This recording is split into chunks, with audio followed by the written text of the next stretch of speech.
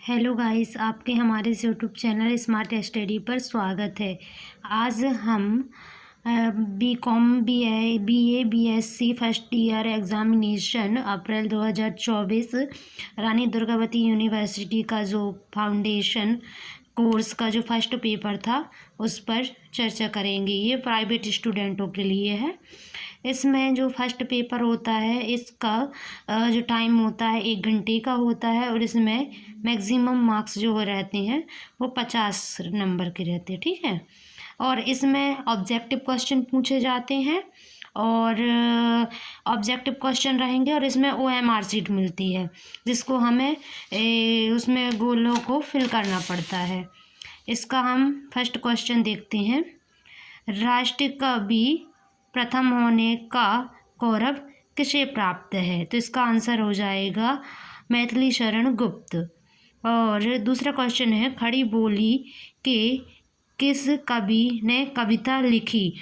तो खड़ी बोली में मैथिली शरण गुप्त ने कविता लिखी थी। इन्हें खड़ी बोली का कवि भी कहा जाता है ना। और जो मैथिली शरण गुप्त थे उन्हें राष्ट्र कवि प्रथम होने का गौरव प्राप्त था। और रामधारी जो सह दिनकर हैं इनको भी राष्ट्र कवि कहा जाता है, लेकिन प्रथम बार राष्ट्र कवि मैथिली शरण गुप्त को कहा गया था सबसे पहले। और तीसरा क्वेश्चन है, पंचवटी किसकी रचना है? तो पंचवटी मैथिली शरण गुप्त की रचना है। अब आता है, मैथिली शरण गुप्त का संबंध किस युग से है? तो मैथिली शरण गुप्त का संबंध द्विवेदी युग से था। मैथिली शरण गुप्त की किस पुस्तक को अंग्रेजों ने जब्त कर लिया था?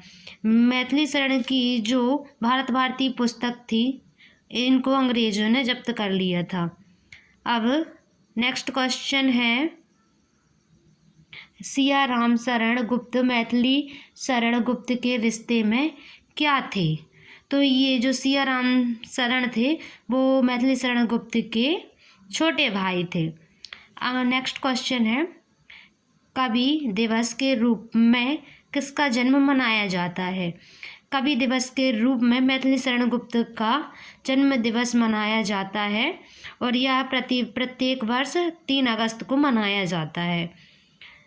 नेक्स्ट क्वेश्चन, प्रेमचंद्र का पूरा नाम क्या था? प्रेमचंद्र का पूरा नाम धनपत राय था। अब आता है, प्रेमचंद्र का जन्म कब हुआ था?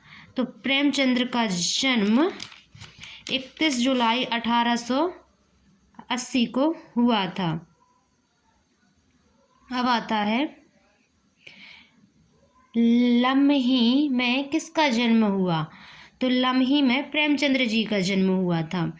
हिंदी से पहले प्रेमचंद्र किस भाषा में लिखते थे? तो हिंदी से पहले प्रेमचंद्र उर्दू में लिखते थे।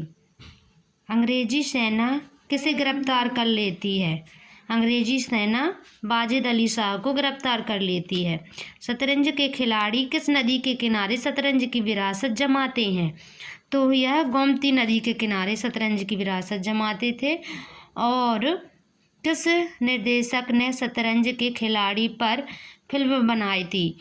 तो सत्यजीत राय जो थे उन्होंने शतरंज के खिलाड़ी पर फिल्म बनाई थी। प्रेमचंद्र ने कुल कितनी कहानियाँ लिखी हैं? तो प्रेमचंद्र ने 300 कहानियाँ लिखी हैं। प्रेमचंद किस पत्रिका के संपादक थे? तो प्रेमचंद्र हंस पत्रिका और जागरण पत्रिका दोनों के संपादक थे, ठीक है। इसमें हंस पत्रिका दिया है इसलिए इसका सही आंसर हंस पत्रिका हो जाएगा। अब उज्जैन शहर में किसका जन्म हुआ? तो उज्जैन शहर में शरद जोशी का जन्म हुआ था, ठीक है। अब नेक्स्ट क्वेश्चन है, चने के पेड़ पर क्या लग जाती हैं? चने के पेड़ पर इल्लियाँ लग जाती हैं। अब आता है, शरद जोशी इंदौर के किस समाचार पत्र में कॉलम लिखते हैं? इसका सही आंसर नवभारत टाइम्स है, लेकिन यहाँ ऑप्शन में नवभारत टाइम्स नहीं दिया है, शायद इस क्वेश्चन में मिसप्रिंट हो गई है, इसलिए इसका सही आंसर आप याद रखना, इसका सही आंसर नवभारत टाइम्स है। रामायण की रचना किसने की? रामायण की रचना वाल्मीकि जी ने की थी। इन्हें वाल्मीकि जी को आदि कवि के नाम से भी जाना जाता है और जो रामायण है इसे आदि काव्य के नाम से भी जाना जाता है। वाल्मीकि के राम कैसे हैं? वाल्मीकि के जो राम है, वाल्मीकि जी ने राम को मर्यादा पुरुषोत्तम बताया है ना। अब रामायण किस भाषा में लिखी गई? जो रामायण जो थी, जो वाल्मीकि जी ने लिखी थी, वो संस्कृत भाषा में लिखी गई है। ठीक है। अब आता है बलराम दास। अभी ये 23वां क्वेश्चन है। तुलसीदास की पत्नी का क्या नाम था? तो तुलसीदास जी की पत्नी का नाम था रत्नावली। अवधि में किसकी रचना हुई है? अवधि में रामचरितमानस की रचना हुई है। अब दोहा चौपाई में किसका छंद है? दोहा जो चौपाई छंद है इसका प्रयोग रामचरितमानस में हुआ है। पदम चरित्र क्या है? पदम चरित्र जो है वो जैनों द्वारा रचित की गई रामायण है, इसलिए पदम चरित्र जैन रामायण कहलाई। ठीक है। अब बलराम दास ने किस भाषा में रामायण लिखी? तो बलराम दास ने उड़िया भाषा में रामायण लिखी है। और बलराम दास जो थे वो उड़िया कवि बलराम दास और उड़िया कवि ने इसकी रचना की थी। ठीक है। तेलुगु रामायण है, तो तेलुगु रामायण भास्कर रामायण है। ठीक है। और तेलुगु रामायण को अन्य नाम से भी जाना जाता है। इसके अन्य नाम क्या है? श्री रंगनाथ रामायण और मुल्ला रामायण और कल्प वृक्षम। अब आता है नेक्स्ट क्वेश्चन। कृत्तिवास ने किस भाषा में रामायण लिखी? तो कृत्तिवास ने बंगला भाषा में रामायण लिखी थी। और जो कृत्तिवास ने रामायण लिखी है वह श्री राम पांचाली नाम में लिखी है। ठीक है। अब जो आता है कंबन ने किस भाषा में रामायण लिखी?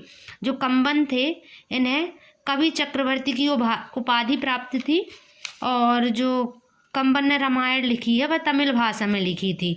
और यह जो तमिल भाषा में जो रामायण लिखी है इन्होंने, यह रामावतारम के नाम से लिखा है। अकबर ने किस भाषा में रामायण का अनुवाद किया था? तो अकबर ने फारसी भाषा में रामायण का अनुवाद किया था। चिंतामणि किसका निबंध संग्रह है?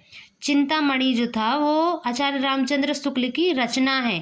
ये आचार्य रामचंद्र द्वारा रचित निबंध है। ठीक है।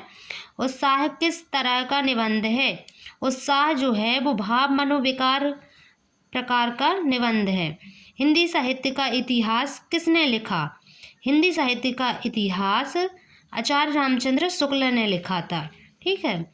अब आता है उत्साह का संबंध किससे है?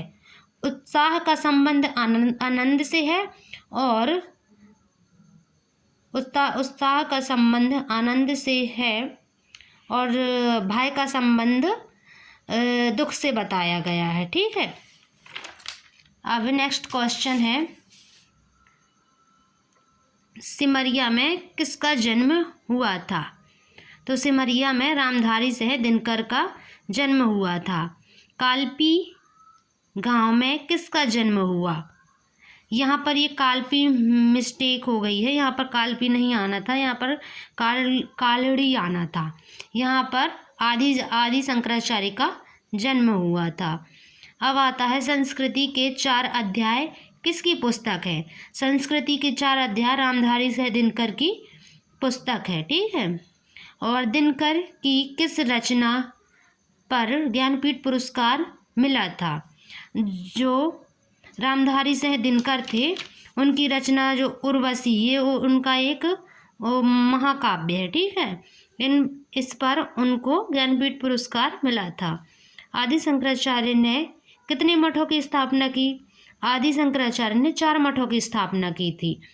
अब नेक्स्ट क्वेश्चन है, आदि शंकराचार्य ने कहाँ अपना शरीर त्यागा था? तो आदि शंकराचार्य ने केदारनाथ में अपना शरीर त्यागा था। ठीक है। तुरंग किस शब्द का पर्यायवाची है? तो तुरंग घोड़ा का पर्यायवाची है। लोचन किस शब्द का पर्यायवाची है? लोचन का पर्यायवाची होता है आँख। ठीक है। अब आता है च्युत फल किस शब्द का पर्यायवाची है? तो जो च्युत फल होता है वो अनार शब्द का पर्यायवाची है। नेक्स्ट क्वेश्चन है, शारदा किस शब्द का पर्यायवाची है? शारदा सरस्वती शब्द का पर्यायवाची है। जिसकी उपमा ना हो उसे क्या कहते हैं? जिसकी उपमा ना हो उसे अनुपम कहते हैं। और नेक्स्ट क्वेश्चन है, अनुराग का विलोम क्या है? अनुराग का विलोम विराग होगा। नेक्स्ट क्वेश्चन, संधि के कुल कितने प्रकार होती हैं? तो संधि के कुल 3 प्रकार होते हैं। कौन कौन से? स्वरसंधि, व्यंजन संधि और विसर्ग संधि। नेक्स्ट क्वेश्चन है, अवधारणा का क्या अर्थ है? अवधारणा का अर्थ जो होता है वो विचार होता है। ठीक है। अब नेक्स्ट क्वेश्चन और लास्ट क्वेश्चन, भारत में उदारीकरण किस प्रधानमंत्री के काल में हुआ था? भारत में उदारीकरण नरसिंह राव के शासन में हुआ और यह जो थे वो भारत देश के 9वें प्रधानमंत्री थे। ठीक है। यदि आपको हमारा वीडियो पसंद आया हो तो प्लीज़ लाइक, सब्सक्राइब और शेयर ज़रूर कीजिएगा। धन्यवाद।